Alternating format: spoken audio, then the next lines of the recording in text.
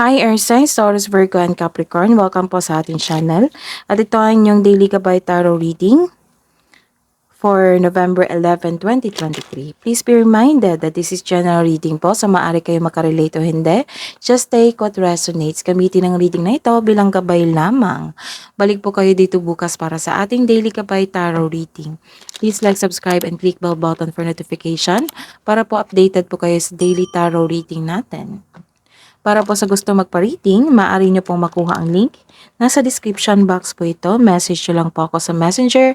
Maraming salamat po.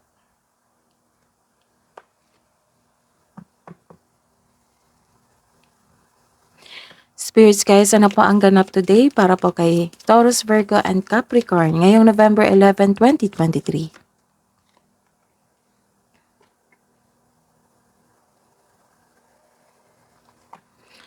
Nag-iisip kayo ngayon, nag-overthink kayo, nagkaroon ng self-doubt, you are confused sa isang sitwasyon, sa isang tao. Nagkaroon din kayo ng sikreto or may nalaman kayong sikreto. And may malaking influence yung lalaki sa buhay nyo ngayon.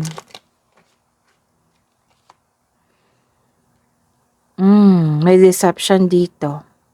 May isang manloloko. Kaya pala nagkaroon ng self-doubt dito na overthinking. Maaari ding nag-iisip kayo sa inyong ambisyon, desire sa buhay, and maaring may ganap po na pag-aaway o argument dito sa araw na ito. Spirits guide,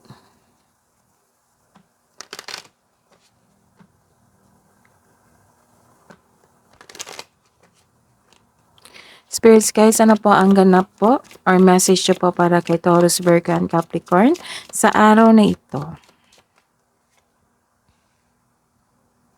Illuminate the shadow. So, find a solution. Focus on a solution. And expansion. Nagkaroon na expansion dito. Educate your mind and senses. Energy po ni Taurus, Virgo, and Capricorn. Spirits guys, energy po ni Taurus, Virgo, and Capricorn sa araw na ito ngayong November 11, 2023. Clarification of this reverse card.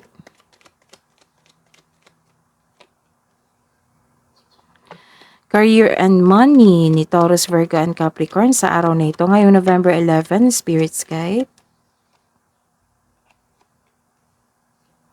Clarification of this reverse card.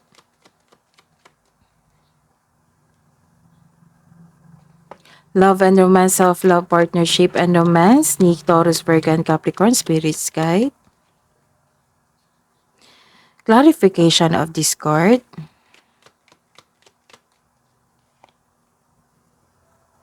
Sa araw na ito, this is a reverse card. Sa araw na ito, nagkaroon ng disharmony sa inyong kasamahan sa bahay, sa trabaho. Nagkaroon ng disbalansa dito, you are frustrated. You are frustrated. Nagkaroon pala ng separation dito. Some of you nagkaroon ng separation. Ayun. So, nag-overthink po kayo. Nalilito ka sa desisyon. So, this is the clarification of your first card here. Nag-overthink kayo na naghahatid ito ng kalituhan. Nalilito kayo sa desisyon. You have a failure relationship. Hindi ka raw nagkaroon ng balance sa inyong relasyon. Isa sa inyo naging dependent sa partner nyo. So, to fix the imbalance, this card tells you na to look inward to see where you can find the source of this harmony. So, sa kaka-overthink, nagkaroon ng apathy dito Nagkaroon ng kawalang interes. Nagkaroon ng stagnation. Nag-overthink talaga kayo dito. 1, 2, 3. Nag-overthink po kayo sa isang bagay, sa isang tao. Your emotionally energy is stagnant today. Pagod ka at nagmuni-muni, malalim ang iniisip mo, nirestrict mo yung sarili mo at nagkaroon ka ng apathy o kawalang interes. Pwede rin may alok sa inyo na kailangan mo pag-isipan or kailangan piliin. Oo, may piliin. Ang iba sa inyo are guarded na, ayaw mo nang masaktan kaya nagiging wise ka na. Nag-iisip ka kung paano maiwasan yung trauma na hindi mangyari ulit. This is a reverse card. Nagkaroon po ng apprehension or lacking of confidence. Naging weak po kayo. Nagkaroon ng self-doubt. So this is the confirmation, self-doubt and self-doubt. Naging impatience kayo sa isang bagay, sa isang tao. You have a lack of confidence, naging weak ka, madaling mag-give up sa isang proyekto, sa inyong trabaho. You don't trust yourself anymore, uncomfortable ka sa inyong sitwasyon ngayon sa inyong trabaho. So the advice is have faith in the universe, face your fears with self-confidence and courage. Baka nawalan ka ng gana kasi may nakita akong pag-aaway dito, deception. Or may isang taong manloloko or hindi maganda ang pag-uugali. So, after that, nagkaroon ng pagbalanse sa inyong kaperahan at sa karera or maaari rin sa relasyon sa inyong coworkers, sa inyong boss. Tamang pag-manage. This card tells you na tamang pag-manage, pagbalanse, ukol sa pinansyal at budget para mas lumago pa iyong kaperahan. Nagkaroon ng clarity dito sa buhay pag-ibig. Nagkaroon kayo ng new ideas. Ayun, sa mga single dito, huwag kang mag-alala. Para sa mga single, huwag kang mag-alinlangan na mag-invest sa bagong relasyon o opportunity. And para sa mga may relasyon, sa araw na ito nagkaroon ng masinsinang pag-uusap ng kapareha mo. So this card asks you to improve your communication also. This is a reverse card sa buhay pag-ibig. You felt unworthy, you're creating blockages, pero meron naman pag-uusap dito. Nakita ko may pag-uusap dito. Ayun pala. Hindi kayo nagkaroon ng pagkakaunawaan, nagtampuhan kayo kasi may taong nagsiselos dito, insecure sa sarili, insecure sa ibang tao, o hindi niya pinapakita ang kanyang totoong ikaw or totoong siya. Kaya mag-ingat sa taong mapagkunwari or nagkunwari. Ilan sa inyo nakaramdam ng insecurity o di kaya wala kang time sa sarili? Kaya take time to pamper yourself, bigyan ng oras ang sarili. Nakikita ko dito na walang masyadong movement sa araw ni ito kasi nagkaroon ng stagnation nagkaroon ng pag-iisip, nagkaroon ng problema o paano you are finding a solution. Pero kinukulong mo yung emotion at isipan mo sa isang sitwasyon. Nag-iisip ka hanggang nalilito ka na kung ano ba ang dapat isolusyon o bigyan ng desisyon. Ayun. Naghahatid ito ng sa kakaisip mo, sa sobrang pag-iisip dito, pag-overanalyze or overthinking, naghahatid kasi ito ng kalituhan kung ano ang dapat gawin. So, ayun, sa araw na ito, puro pag-iisip sa isang bagay, nagkaroon ng self-doubt, tungkol to sa iyo. Tungkol to sa emotion mo na hindi mo ma-release. Pero may nakita ko naman dito na at the end of the day may pag-uusap So, kailangan baka may pag-uusap pero hindi pa rin kayo totoo. Ayun. So, be true to yourself para pakawalan mo na yung dala-dala mong emosyon. Hidden truth, anong iniisip mo, anong iniisip niya?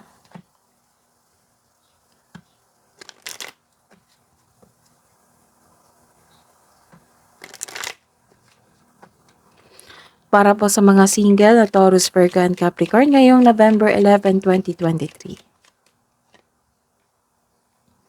I want you. Parang may bagong maniligaw po kayo dito. Or kayo po ito. I want to feel that way again. So, may bagong nagka-interest sa inyo or kayo po yung nagka-interest sa isang tao.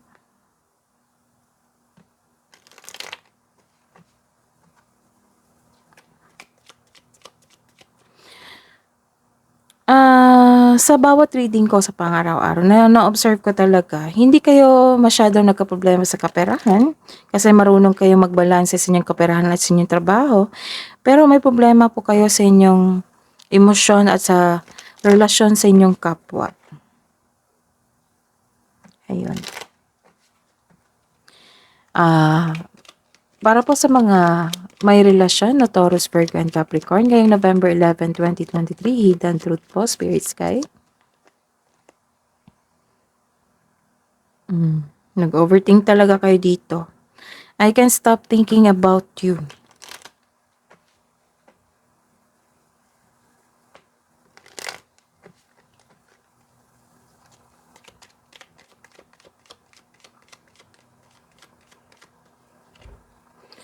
And you are the best thing in my life. Nag-iisip kayo. Siguro nag-iisip kayo na paano i-save niyo yung relationship niyo. Napangunahan ka lang ng takot eh. So, ang sabi dito, focus on the solution. Kailangan mo nang masolusyonan yan. Hindi mo na kailangan magkunwari ng feelings na nasaktan ka. Dapat ipakita mo na nasaktan ka, nagkaroon ka ng big adjustment. Para alam niya na nagkaroon ka ng big adjustment sa isang sitwasyon na naghahatid ito ng hindi pagkakaunawaan. Love advice po para sa mga single.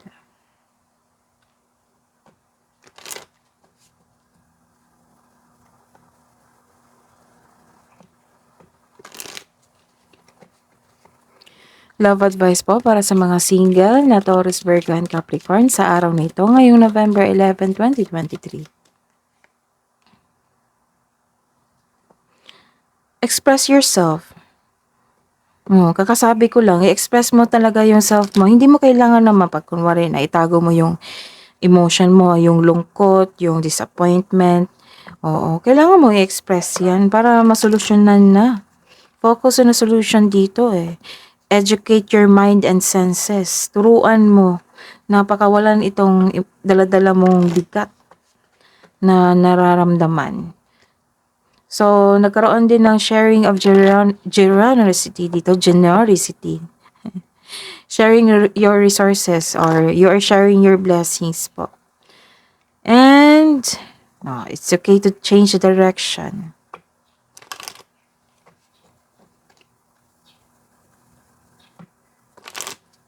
May nakikita ko dito nagdesisyon ka.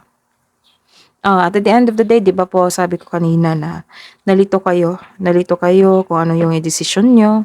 Ayun, may nakita ko na you are decided na may malaking desisyon sa araw na ito. Maaring kakausapin mo na siya or ayun, para sa self-growth mo. Spirits guys, para po sa mga buhay mag-asawa, sa couple, sa mga may relasyon na Taurus, Virgo, and Capricorn sa araw na ito ngayong November 11, 2023. Connection. May pag-uusap talaga. Your connection is eternal and unbreakable.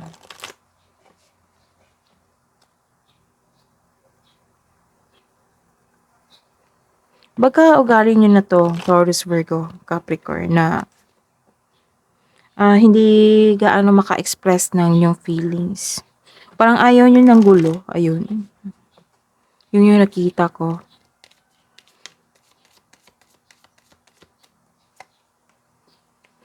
Power. You have a power. The power of love is like a magnet drawing souls together.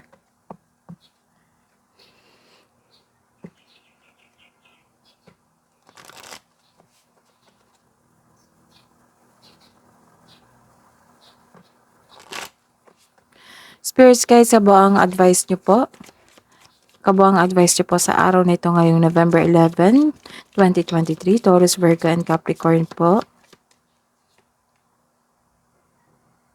So, may ending and beginning dito. The old must be released so that the new can enter. Ayun, kailangan talaga i-express nyo, i-release nyo. 1 and 2, and educate your mind and senses. All about emotion mo ito, nadala-dala mo. Kailangan i-educate mo talaga yung mind and senses mo na kailangan mong pakawalan. Andito na naman yung advice po. The old must be released. So, this is your old emotions.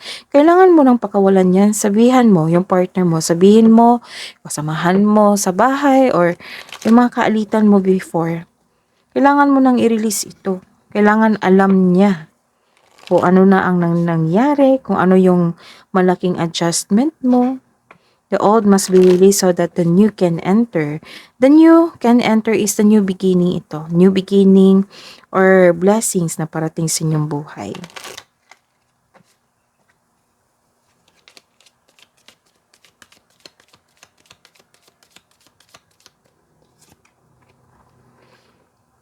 Guiding children. You are taking time to the children. Kahapon din, nakita ko na you are spending time to the children. You are good at helping, counseling, and healing children. Use your skills to help children now. Or maaring you're healing your inner child. Spirits, guides, angels, archangels, guardian angels, message nyo pa para kay Taurus, Virgo, and Capricorn sa araw na ito ngayong November 11, 2023. Message from Archangel Raziel. I am helping your spiritual side to awaken fully so you can clearly see heavenly love. Clairvoyance.